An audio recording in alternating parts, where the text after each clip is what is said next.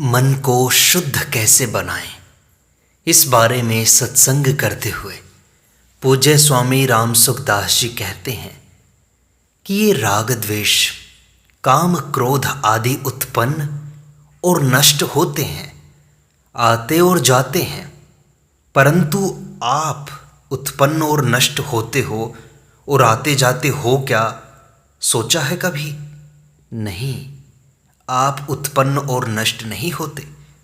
तो फिर ये राग द्वेष आदि दोष आपसे अलग हुए ना? अलग होने से ये आपके अंदर नहीं है, यह बात पक्की हो जाएगी। इस बात को समझो। अतः दृढ़ता से यह विचार होना चाहिए कि ये मेरे नहीं हैं। अगर ये आप में होते तो जब तक आप रहते तब तक ये भी रहते, और आप न रहते तो ये भी न रहते। परंतु आप तो रहते हो और ये नहीं रहते, ये आगंतुक हैं। आप आगंतुक थोड़े ही हैं।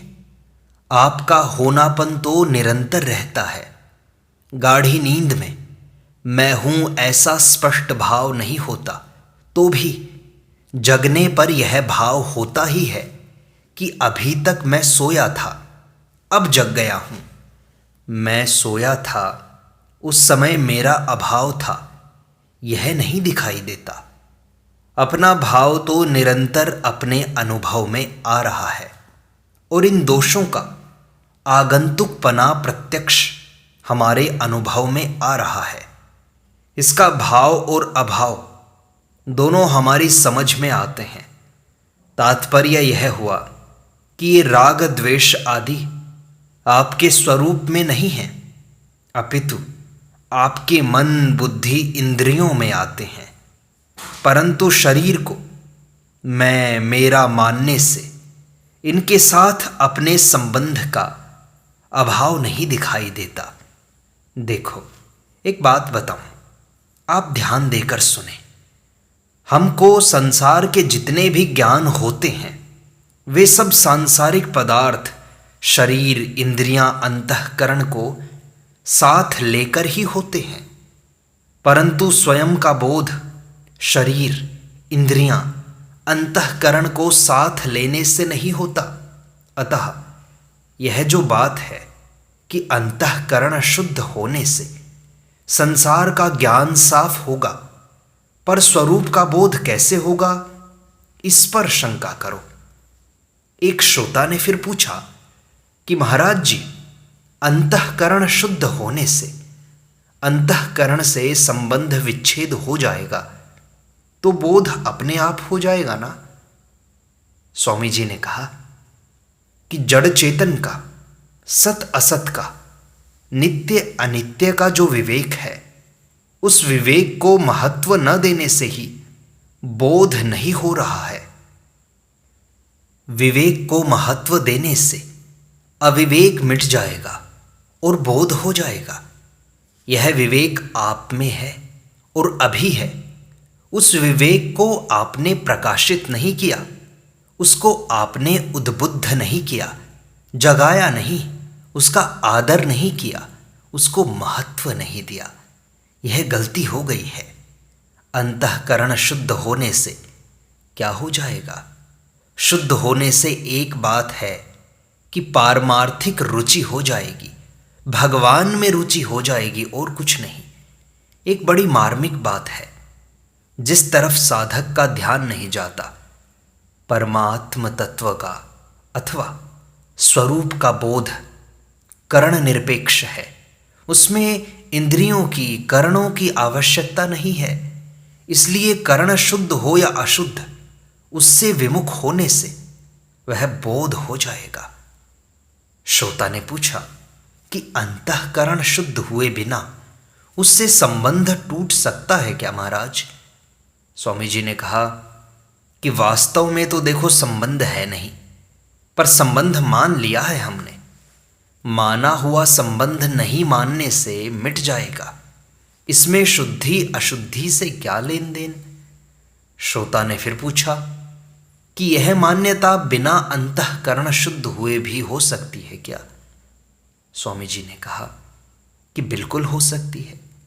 आपके भीतर यह भाव होना चाहिए कि मेरी मुक्ति हो जाए, मुझे बोध हो जाए, मेरा चित्त, मेरा मन, मेरा अंतःकरण शुद्ध हो जाए, उससे संबंध विच्छेद हो जाए। यह बात वास्तव में संबंध को दृढ़ करने वाली है। किसी को मिटाना चाहते हो तो मिटाने से पहले उसकी सत्ता मानते हो। अगर सत्ता नहीं मानते तो फिर मिटाते किसको हो? सत्ता मानते हो तभी तो आप संबंध विच्छेद करना चाहते हो। संबंध है, यह मान्यता होती है, तब उसको दूर करते हो। मैं कहता हूं कि संबंध है ही नहीं। शास्त्रीय प्रणाली में और इस प्रणाली में यही खास फर्क है। जैसे वेदांत ग्रंथों में आता है कि अध्यारोप अपवादाभ्याम निष्प्रपंचम प्रपंचते। अध्यारोप और अपवाद, इन दोनों से निष्प्रपंच का प्रपंच होता है, अर्थात परमात्मा का विवेचन होता है। तो मैं कहता हूं कि जब अपवाद ही करना है तो अध्यारोप करो ही क्यों? श्रोता ने कहा कि मेरा प्रश्न यही उठ रहा है कि अंतःकरण के शुद्धि हुए बिना मान्यता बनती नहीं। स्वामी जी कहते हैं कि मैं कहता हूं कि बनती है। देखो, अंतःकरण को लेकर बनाओगे तो नहीं बनेगी। देखो, सनकादि ऋषियों ने जाकर ब्रह्मा जी से प्रश्न किया कि मन विषयों में फंसा हुआ है और विषय मन में बसे हुए हैं, तो फिर मन को विषयों से अलग कैसे करें? तो ब्रह्मा जी ने उत्तर दिया कि इन दोनों से संबंध विच्छेद कर दो। यही तो मैं कहता हूं। इस साधन को क्यों नहीं पकड़ते आप? यह शास्त्र की बात है, मेरे घर की बात नहीं है। मेरे घर की इतनी ही बात है कि इसी को जोर से पकड़ना चाहिए, दूसरे को नहीं। अध्यारोप करो, उसको रखो, फिर उसको दूर करो। क्यों आफत में फंसते हो भाई? है ही नहीं हमारे अंदर। इससे साधन की जल्दी सिद्धि होती है, इसलिए इसका आदर करो। यह प्रणाली मेरी नहीं है और न किसी का ठेका है इस पर। यह तो सामान्य बात है। श्रोता ने पूछा कि महाराज जी, जहां जिज्ञासा होती है, मान्यता होती है, वहीं पर हमारी भोगों में रुचि पैदा होती है। स्वामी जी ने कहा कि भोगों की रुचि है, सुख भोग की इच्छा है, यही घातक है। इसका आप त्याग नहीं करते, इसीलिए संबंध विच्छेद की बात कठिन दिखाई देती है। नहीं तो यह बहुत सुगम और बहुत सरल है। श्रोता ने फिर पूछा कि यह सुख भोग की इच्छा ही खास बीमारी है महाराज जी। स्वामी जी ने कहा कि खास बीमारी है तो इसको दूर करो भाई। वास्तव में जब आपकी समझ में आ गई है कि यह बीमारी है तो बीमारी आपसे दूर हो गई। आंख में लगा हुआ अंजन आंख से नहीं दिखाई देता। अंजन आंख से तब दिखाई देता है जब वह आंख से दूर हो, अंगुली पर लगा हो। श्रोता ने पूछा कि स्वामी जी, दोष को जानते हुए भी और इसको दूर करना चाहते हुए भी यह दूर क्यों नहीं होता? मन शुद्ध क्यों नहीं होता? स्वामी जी ने कहा, जब तक सुख की इच्छा है तब तक वह दोष दूर नहीं होगा। जैसी सुख भोग की इच्छा है वैसी त्याग की इच्छा नहीं है। सुख भोग की इच्छा ज्यादा प्रबल है, उसकी अपेक्षा उसके त्याग की इच्छा बड़ी कमजोर है। श्रोता ने कहा कि यह सही बात है महाराज जी, सुख भोग की रुचि ज्यादा है। स्वामी जी ने कहा, तो सुख भोग की रुचि को दूर करो, और उस रुचि को दूर करने में आपको देखो अभ्यास करना पड़ेगा। अगर अभ्यास न करके यह मेरे में है नहीं इसको मान लो तो बड़ी जल्दी काम हो जाएगा। वास्तव में अंतःकरण की शुद्धि करने की अपेक्षा अंतःकरण से संबंध विच्छेद करो तो यह बहुत जल्दी सिद्धि करने वाली बात है। संबंध विच्छेद करने से जो शुद्धि होगी वह शुद्धि आपके करने से नहीं होगी। बच्चा माँ की गोदी में रहता हुआ शुद्ध नहीं होता। माँ के मोहपूर्वक स्नेह में पला हुआ बालक निर्मोही नहीं हो सकता। बाप का मोह कम होता है तो बाप के पास रहने वाला बालक सुधरेगा। अध्यापक का मोह और कम होता है तो उसके पास रहने वाला बालक और ज़्यादा सुधरेगा। तत्वज्ञ जीवन मुक्त का मोह तो होता ही नहीं, इसलिए उसके पास कोई रहेगा तो वह बड़ी जल्दी शुद्ध हो जाएगा, सुधर जाएगा। इस तरह आप अंतःकरण को अपना मानते रहोगे तो वह शुद्ध नहीं होगा। मेरापन रूपी मल तो लगाते जाते हो और कहते हो कि शुद्ध कर लूंगा। कैसे शुद्ध कर लोगे? मेरा है ही नहीं। यह बात बहुत ही शुद्ध करने वाली है और जल्दी शुद्ध करने वाली है। इसी बात को लेकर मेरी प्रणाली और तरह की दिखाई देती है। दूसरी प्रणाली भी मेरी पढ़ी हुई है, देखी हुई है, तथा यह प्रणाली भी मेरी अनुभव की हुई है। उस प्रणाली में देरी लगती है, जल्दी सिद्धि नहीं होती। आप ही देख लो, इतने वर्षों से सत्संग करते हैं, साधन करते हैं, पर वास्तविक सिद्धि कितनों को मिली? अशुद्धि को आदर देते हुए, अपने में मानते हुए उसको दूर करना चाहते हैं। इससे वह दूर होगी नहीं। वास्तव में आपके स्वरूप में यह है ही नहीं। शरीरस्थोपि कौन्तेय न करोति न लिप्यते, अर्थात शरीर में स्थित रहता हुआ भी आपका स्वरूप शरीर में स्थित नहीं है, कर्ता और भोक्ता नहीं है। इस प्रकार सीधे स्वरूप को ही पकड़ने की मेरी प्रणाली है। यह कोई नई बात नहीं है। श्रोता ने पूछा, पर स्वामी जी, रामायण में तो ज्ञान को कठिन बताया गया है और आप कहते हैं कि सरल है। स्वामी जी ने कहा, देखो, आप प्रमाण दोगे तो मैं चुप हो जाऊंगा, पर मैं मानूंगा थोड़े ही इस बात को। आप रामायण की बात कहोगे तो हृदय में गोस्वामी जी महाराज का आदर होने के कारण मैं चुप हो जाऊंगा, परंतु जो सरल है वह कठिन कैसे हो जाएगा? गोस्वामी जी महाराज ने इसको सरल कहा है। निर्गुण रूप सुलभ अति, सगुण जान नहीं कोई, सुगम अगम नाना चरित, सुनी मुनि मन भ्रम होई। यह और किसी की वाणी है क्या? बोलो तो सही। गोस्वामी जी महाराज ने इसको सरल ही बताया है। श्रोता ने कहा, महाराज जी, बात समझ में तो आती है पर आकर भी नहीं आती। स्वामी जी ने कहा, भाई, बात एक ही है, वह है सुख भोग की इच्छा। इसको आप छोड़ते नहीं। सुख भोग लें और संग्रह कर लें, ये दो चीजें हैं। मेरे पास वस्तु हो जाए, रुपया हो जाए, इतना आधिपत्य हो जाए और इनसे मैं सुख भोग लूं, यह खास बाधा है। न सुख बाधक है और न संग्रह बाधक है। सुख और संग्रह की जो इच्छा है, यही महान बाधक है। इस इच्छा से लाभ किसी तरह का नहीं और नुकसान किसी तरह का बाकी नहीं है। नरक 84 लाख योनियां, संताप, जलन, चिंता, भय, ये सब इस इच्छा में है। श्रोता ने पूछा कि महाराज जी, इस इच्छा को मिटाने के लिए क्या किया जाए?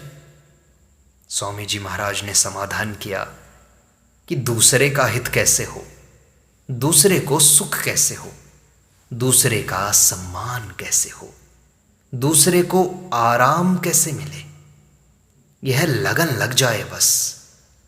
जहां देखो अपने सुख की इच्छा होगी, उस जगह दूसरे के सुख की इच्छा हो जाए, लगन लग जाए, तो अपने सुख और संग्रह की इच्छा मिट जाएगी। ना मिटे तो कहना। जो दूसरों के हित में रत है, उनको भगवान ने सगुण और निर्गुण दोनों की प्राप्ति बताई है। सगुण की प्राप्ति में बताया, ते प्राप्नुवन्ति मामेव सर्वभूत हिते रताः, और निर्गुण की प्राप्ति में बताया, लभन्ते ब्रह्म निर्वाणम ऋषयः सर्वभूत हिते रताः। यह जो आप ज्ञान मार्ग समझकर इन बातों को टाल देते हो, कृपानाथ ऐसा न करो। ज्ञान में, भक्ति में, कर्म योग में, सब में विवेक उपयोगी है। विवेक के बिना आपका साधन ठीक तरह से चलता ही नहीं। विवेक तो उसके लिए भी उपयोगी है जो स्वर्ग की प्राप्ति चाहता है, सकाम भाव से सिद्धि चाहता है। उसका शरीर तो यहीं रह जाएगा, फिर स्वर्ग जाएगा कौन? इसलिए जो बंधन का कारण है उसमें भी विवेक जरूरी है। जो अपना उद्धार चाहता है उसके लिए तो विवेक बड़ा भारी उपयोगी है। जो इसकी उपेक्षा करते हैं वे गलती करते हैं। भगवान ने तो गीता का आरंभ ही इसी से किया है कि शरीर और शरीरी, देह और देही दो हैं, एक नहीं है। वास्तविकता यही है।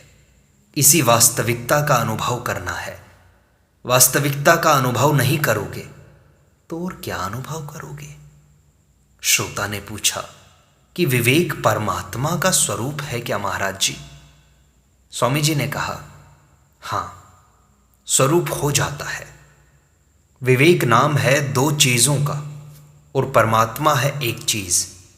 विवेक परमात्मा में परिणत हो जाता है। विवेक की जगह परमात्मा ही रह जाता है। श्रोता ने पूछा कि महाराज जी, विवेक को कैसे जागृत करें? स्वामी जी ने कहा, यही तो मैं माथापच्ची कर रहा हूं इतनी देर से। आप और हम मिल करके अभी क्या कर रहे हैं?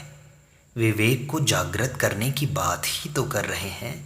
ये सारी बातें विवेक को जगाने के लिए ही तो हैं। विवेक के लिए अभ्यास जरूरी नहीं है, विचार जरूरी है। अभ्यास से मुक्ति नहीं होती और विचार से मुक्ति बाकी नहीं रहती। श्रोता ने पूछा, तो महाराज जी, अंतःकरण शुद्ध होने से तो ज्ञान हो जाएगा ना? स्वामी जी ने कहा, तो अंतःकरण शुद्ध कर लो, मना कौन करता है? परंतु भाई, शुद्ध करने से अंतःकरण इतना जल्दी शुद्ध नहीं होगा जितना जल्दी संबंध विच्छेद करने से शुद्ध होगा। कारण कि अंतःकरण की सत्ता मान करके आप उसको शुद्ध करना चाहोगे तो उसमें बहुत देरी लगेगी और वह होगा भी नहीं।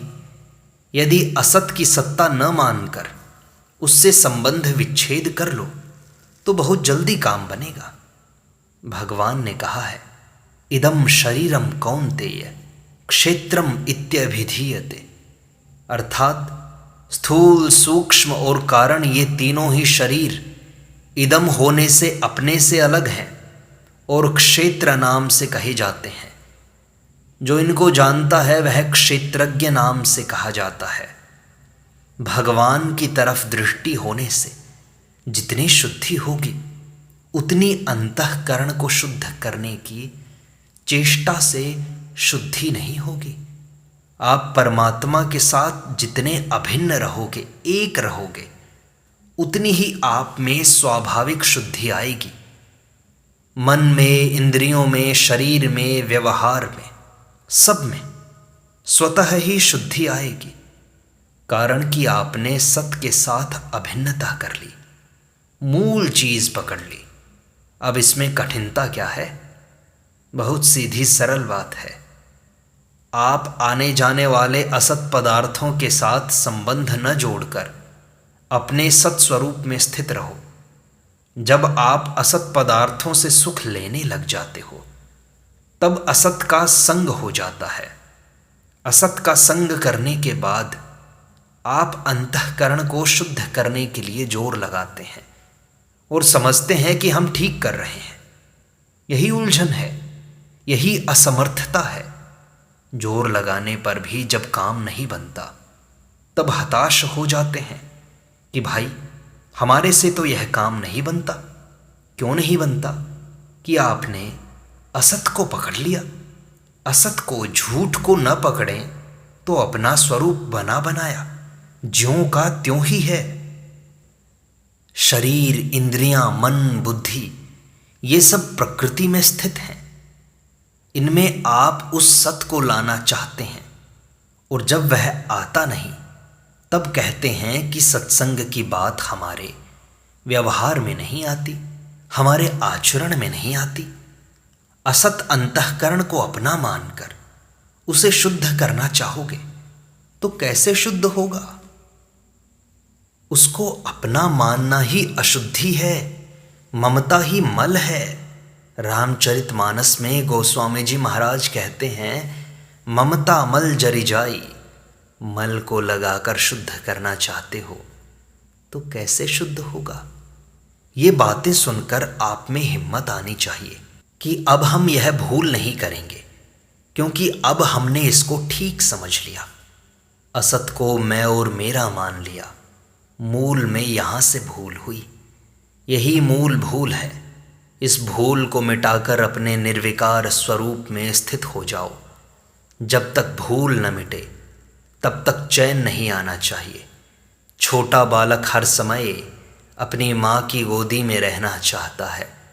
गोदी से नीचे उतरते ही वह रोने लग जाता है। आप भी हर समय भगवान की गोदी में रहो। असत में जाते ही रोने लग जाओ कि अरे कहाँ आ पड़े, हम तो आपकी गोदी में ही रहेंगे। फिर असत का संबंध सुगमता से छूट जाएगा और अंतःकरण शुद्ध हो जाएगा, जैसा तुम चाहते हो। संसार जा रहा है, यह मूल्यवान बात है, सिद्धांत की बात है, इसे याद रखो। वेदों और वेदांत की बात है, महापुरुषों की बात है कि ये संसार असत है, ये हमारा नहीं है। और परमात्मा रहने वाले हैं, संसार जाने वाला है। वह परमात्मा है रूप से सर्वत्र परिपूर्ण है। सत्य, त्रेता, द्वापर और कली ये युग बदलते हैं, पर परमात्मा कभी नहीं बदलते। वे सदा ज्यों के त्यों रहते हैं। दो ही खास बातें हैं कि संसार नहीं है और परमात्मा है। संसार जाने वाला है और परमात्मा रहने वाले हैं।